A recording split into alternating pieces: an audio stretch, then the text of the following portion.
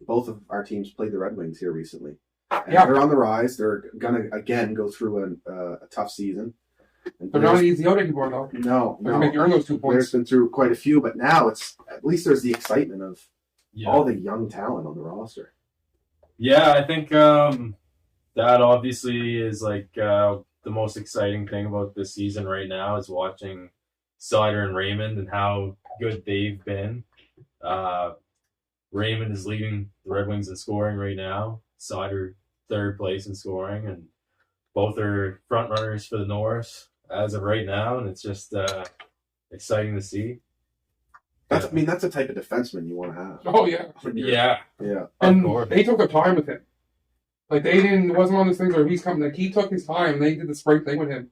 I mean, it's only been 2 years. Yeah, but like if you're drafted that high and you did so well at the World Champs, normally like you see so wings have always done that. And Steve Yzerman, well, he's a wing himself. Like they just take the time to develop these guys. There's no rush. Yeah, I think. The year after Seider was drafted, he played in Grand Rapids, and he was good down there in the AHL.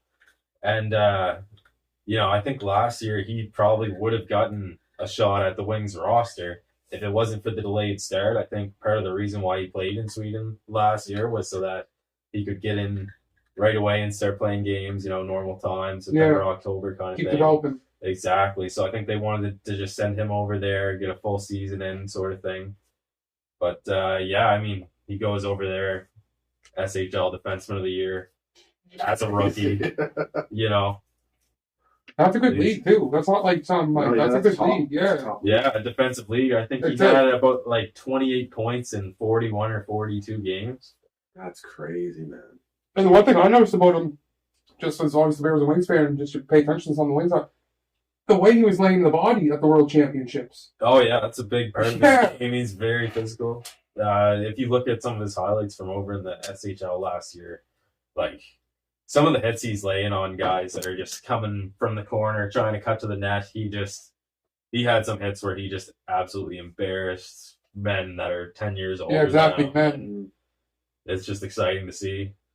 Wasn't he? Yeah, I love seeing we see it a bit with Romanov now, but he doesn't have the offensive instincts as Seider. But it's fun to watch veteran NHL players completely caught off guard by the strength of these 20-year-olds.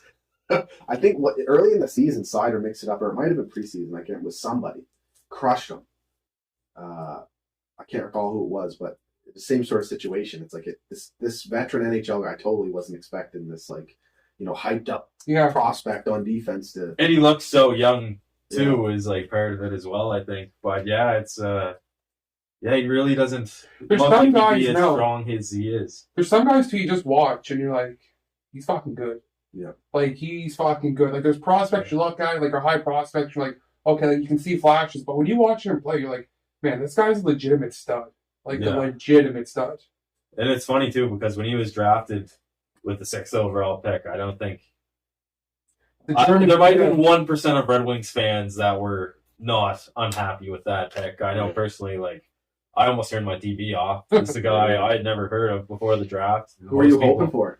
Trevor Zegras. Oh, well, even still, I mean, that might have even still been the right pick. Yeah, hard to Zegras, say. But yeah, I mean, after watching right away after Seider was drafted, like his first development camp there, watching tons of highlights out of there, and you can tell it's like, okay, this kid actually got something going. I mean, he's a big defenseman. He's good defensively. He can skate well. So it's like, but the biggest surprise for me this year with him is that he was billed so much is that he's like this great defensive shutdown defenseman who can skate, but nobody really I don't think many people were expecting him to have this much offense going on right away.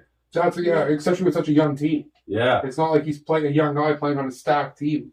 He's just, I'll tell you now, if he would have played in the World Juniors last year, then like a lot of people here would have really taken notice of him. Because, I mean, you know how big the World Juniors are. Was it COVID or like an injury that kept him out of the World Juniors? There's a few German guys that didn't want to come. Going on. I think he was COVID. He didn't want to come. I don't think he got it.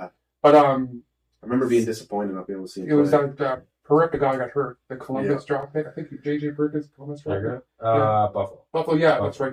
He ended up getting hurt. The Germans actually had a good team last year. If the whole team would have went. Yeah. The whole team didn't go. They got that COVID thing in the tournament, remember? They were so fun to watch that year when they had Seider and Stützle and Peterka and Reichel. They would have returned the whole team essentially. Reichel didn't end up playing either this year. It was Reichel, Peterka, and Seider. All of them essentially didn't play for the Germans. Yeah. Anyway, I'm envious of seeing guys join teams and just get the freedom to make offensive plays. Like it kills me like seeing Romanov getting bottom pair minutes, no power play time. It's like, how can you ever expect him to turn into a top 4 or top pair guy if you're not giving him the opportunities early in his career to? Yeah. It's like we're stuck in like this win now. That's exactly it. You're in the middle. So I'm hoping that this season, and I'm sorry that I keep bringing this back to the Habs, but it's like I'm hoping that this season finally we'll see, them just play the young kids, let them make mistakes, let them figure it out at the NHL level. Cole Caulfield should stay in Laval as long, for a long. No, if he goes down there and just starts sniping it, and if he gets to the point where he's just dominating, you want to pick up bad habits. Yeah. But it's like you said, you hit it right in the head. It's like they're in between, and it's like they want to win-ish. They kind of want to compete on that, but it's like at the same time, it's like, well, if you're in that boat, have Romanov down in Laval. Yeah. You know what I mean? Don't have him down there playing every night. So it's like always was going to be a question. Like, was the young talent, if they develop, was that ever going to mesh and get there in time with the older vets still being effective? Yeah. And I mean, it looks like they might have just missed it. But to your point, like, play them. What do you have to lose now? Like, wasn't he a health bomb the other night? Yeah, he was. That's bullshit. Yeah, play it. Yeah, it is bullshit. Now, he came out and said that, it doesn't affect me. I'm so confident. It was good for me to step back and watch. And maybe that's the case. But, if you're going to do that to the kid, he's been in and out of the top 4, but just leave him there, especially at this point in the season. Just give him a partner. What do you have to lose? And just seriously. Yeah. Well, I mean, it's still, it's... You don't want to hand it away. My point was more or less that, it's still early in the season. I mean, the Habs probably, they're definitely in a tough spot, but you never know. Like, they could go on a 5-6 game win streak here, but definitely once you get to a certain point where it's like, things just aren't going well, once the season, you feel that's definitely a write-off, then there's no reason a guy like Romanov shouldn't be playing a bunch of minutes. No, but if you think your best lineup's with him not in the lineup and you want to win, well, that's fine. But get him out of Laval. Yeah. Like, you have to be playing. Like, he's away from home and all that stuff. He came over here. Like, he could be making a lot of money back in Russia, probably play for SK in Moscow. It's like, just play him. Because, you're not going to know what you have with him. And there's no way this can help someone watching. I don't give a shit what they say. Yeah, and I don't think it can help him either, playing low minutes and being in a shutdown role, because he clearly has offensive instincts. He was lighting it up in the World Juniors against his peers of his own age group. So it's like you want to let that flourish. You don't want to just be like, change the player. Let's keep, at the NHL level, you're good at defending and hitting and playing in front of the net. So let's make you only do that. It's like it doesn't make sense. But once you stunt that, he might never get that back again. Yeah. Once you stunt his offensive creativity and just try to strip that from his game. Yeah. Well, then all of a sudden he just starts focusing on defense. He might never just get that back again. And it might not be... It's the same thing if you're going to get benched every time you make a turnover, then exactly. you're going to want to take risks. Nope. Yeah.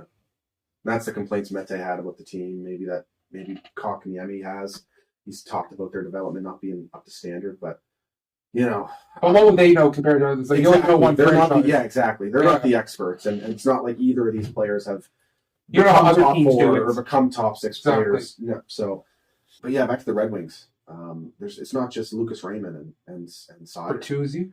Tyler Bertuzzi is a Liverpool player.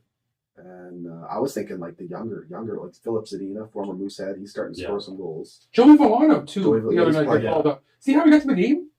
Yeah, he drove in. We carpooled with Steve Vaughn. Yeah. I guess it was a 4-hour drive. They, I wonder what they talked about. They talked about University of Michigan versus Michigan State University. Oh, the football game. Yeah, that was on. They talked about a couple other things. Villano had a nap in there. Yeah. We know exactly what happened. I would be so nervous. Could you imagine? I would. I bet Joey barely said a word. It's like, should I put my headphones in? Should I listen to music? Like, what should I do here? Should I talk to him? Do I don't say anything? Well, so he must be the guy who's going to play for Bertuzzi when Bertuzzi can't cross the border. Well, I think, that's definitely part of it. But, I mean, he played at the end of last year, and he looked all right. So he didn't crack the opening night roster and got sent down. But I think we'll probably see lots of Villano, maybe up and down a couple times. But I think he'll definitely get in lots of games this year.